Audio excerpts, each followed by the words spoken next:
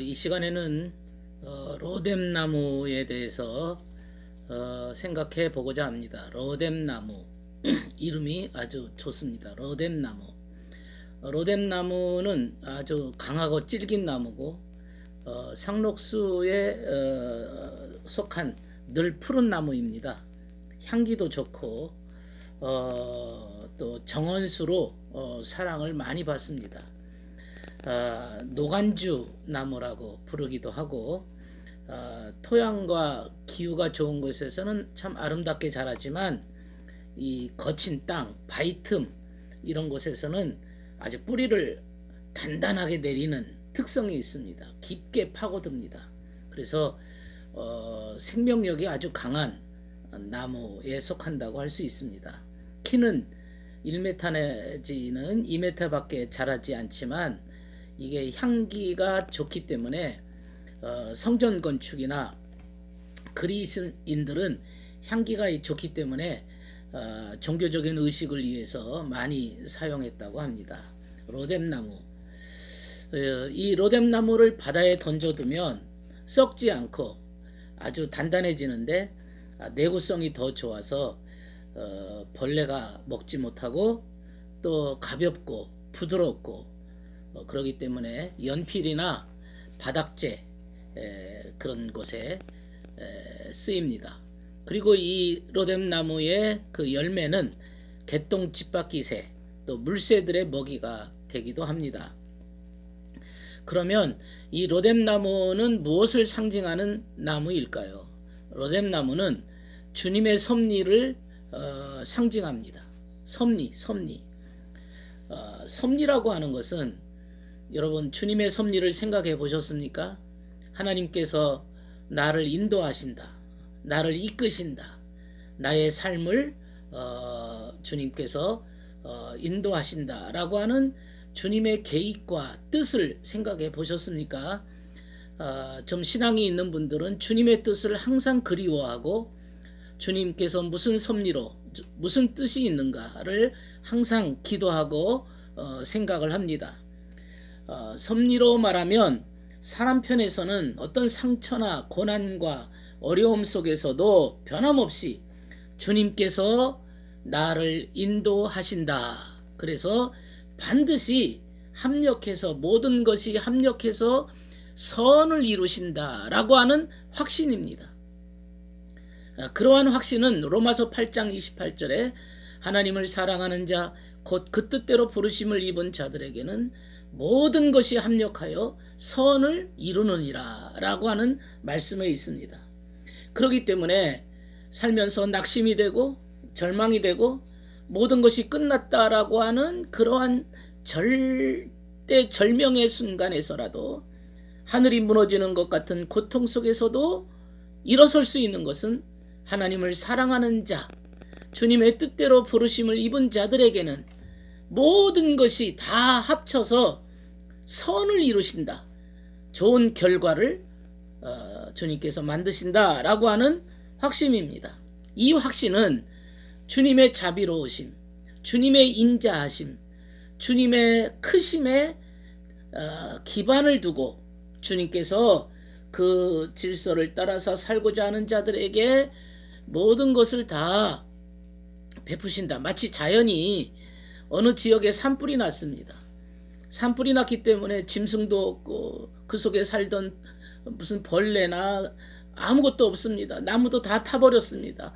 이제 황무지가 되었지만 시간이 지나면서 다시 나무가 올라오기 시작하고 산이 푸르게 되고 그 속에 또 짐승들이 들어가서 살기 시작합니다. 나무에는 새들이 집을 짓습니다. 하나님께서 또 이렇게 폐허가 된 황폐한 이곳에서 또 아주 그 아름다운 자연 환경을 꾸미시는 걸 보면서 하나님은 질서를 이루시는 분이시다. 이런 생각이 들지 않습니까? 주님의 섭리를 그러면 우리가 어떻게 알 수가 있을까요? 인간의 마음이라고 하는 것은 하나님의 지혜를 담는 그릇입니다. 사람의 마음은 그릇입니다. 그 속에는 인간의 마음 속에는 하늘과 땅의 모든 우주적인 지혜가 가득합니다. 그러므로 이 마음속에 들어있는 하나님의 지혜를 가지고 우리는 저 밖에 있는 자연 만물을 보면서 그것을 지각합니다. 길거리의 개를 보면서 내 마음속에 갖고 있는 개에 대한 인식을 가지고 그 개를 바라보게 되는 겁니다. 지혜로 주님의 섭리를 인식하는 겁니다. 지혜가 없다면 인간은 주님의 섭리도 모를 것이고 주님의 자비하심도 모를 것이고 그는 곧 죽음 그 자체로 끝나버릴 것입니다. 주님께서는 지혜로운 세상을 섭리하시고 다스리시지만 또 내 마음속에 주님의 지혜가 들어와서 주님의 섭리와 인도하심을 또 인식하는 겁니다. 그래서 사람들은 지혜가 얼마나 귀중한지 이것을 알아야 될 것입니다. 얼마나 지혜가 다양하냐면 우주 만물에 동식물이 얼마나 많습니까? 다양합니까? 꽃의 색깔이 얼마나 다양합니까? 꽃도 별의별 종류와 가지가지 수많은 그 종류를 가지고 있습니다. 그만큼 다양한 겁니다. 하나님의 오묘하신 지혜의 다양함이 인간의 마음속에 새겨져 있다는 사실을 알아야 됩니다. 그러나 그 지혜의 근본은 누구일까요? 그 근본 되시는 이는 하나님이십니다. 사람마다 지혜가 다르기 때문에 진리를 이해하는 규모도 다르고 진리를 인식하는 수준도 다릅니다. 어떤 사람들은 지혜를 아야 모르고 변질되고 왜곡된 거짓을 자신이 지혜라고 생각하기도 합니다. 그러나 주님께서 지혜를 공급하십니다. 그것을 내 마음속에 순수함을 가지고 받아들이면 주님의 지혜가 빛나지만 그 주님의 지혜를 이기적인 욕심과 자만심으로 가득 차서 그 주님의 지혜를 자기 것으로 만드는 순간 변질된 상태가 되어버리고 맙니다. 그건 지혜가 아니고 어리석음에 불과하지요. 욕심입니다. 욕심.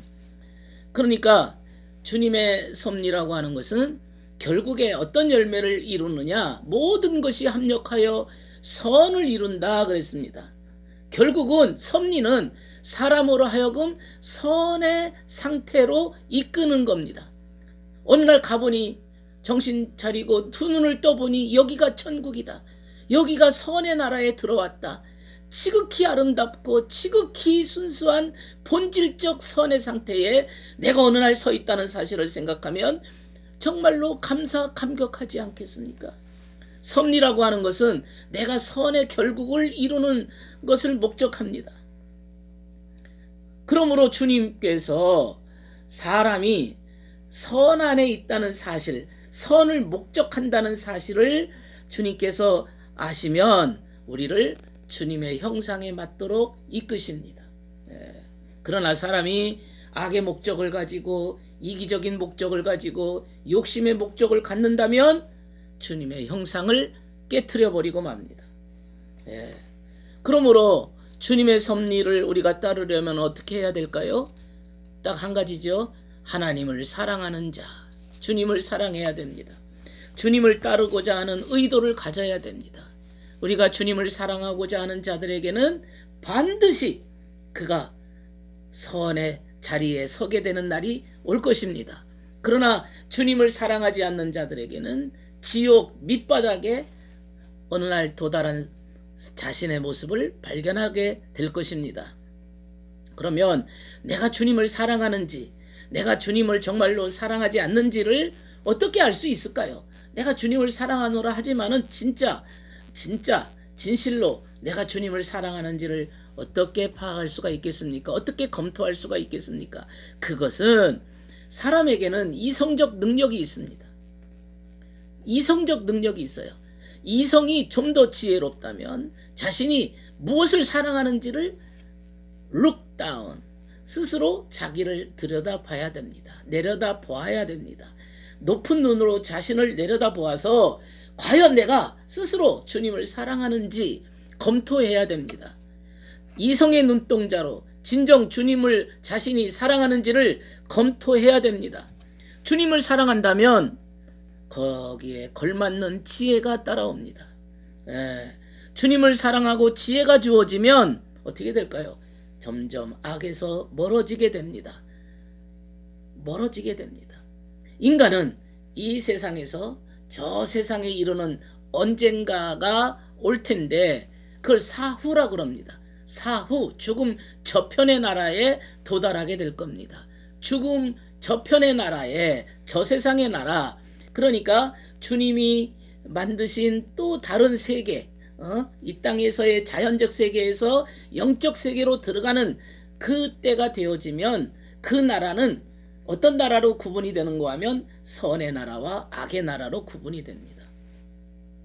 천국과 지옥입니다.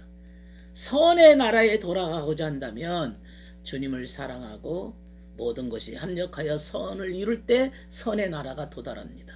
그걸 섭리적 신앙이라고 하는 겁니다. 우리가 진정 주님을 사랑하는 자세를 가지고 오늘 로뎀나무와 같이 뿌리를 바위 틈에 깊게 아주 그 흔들리지 않고 바위 틈 사기에 단단하게 뿌리 박아서 비가 오고 바람이 불고 풍랑이 오고 눈비가 내려도 절대 흔들리지 않습니다. 노간주나무, 이 로뎀나무는 아주 거친 바위 틈에서도 절대 흔들리지도 않고 벌레도 먹지 않습니다. 아주 든든합니다. 그렇기 때문에 사람들은 저 로뎀나무를 보면서 주님의 섭리적 신앙이다, 저렇게 굳건하게 단단하게 뿌리를 받고 흔들리지 않는 믿음을 가지고 주님의 섭리를 의지하자, 그런 신앙적 자세로 로뎀나무 신앙입니다. 로뎀나무의 섭리적 신앙입니다. 그 단단한 주님께 대한 확신을 갖는 겁니다. 이것이 우리의 소망 아닙니까? 오늘 세상이 너무 거칠고 더럽고 세상의 뉴스가 들을 수가 없습니다. 너무나 이기적인 정말로 잡된 벌레 같은 인간들이 높은 자리에 앉아서 자기 이기적 욕심에만 눈이 어두워서 온 전체 백성들을 다 몰아세워버리는 이러한 황폐하고 지저분한 조잡스러운 인생들을 보면서 세상, 정말 이 세상에 희망이 있는가? 정말 이 나라에 희망이 있는가? 정말 우리 후손들이 어떻게 될 것인가?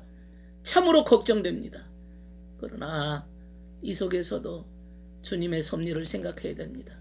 주님의 백성들, 주님을 사랑하는 자들이 점점 기도하고 확신을 가지고 주님을 사랑하는 삶을 살다 보면 또 이 나라도 역시 합력하여 선을 이루는 날이 언젠가 오게 될 것이라는 그러한 확신이 우리의 소망이 됩니다.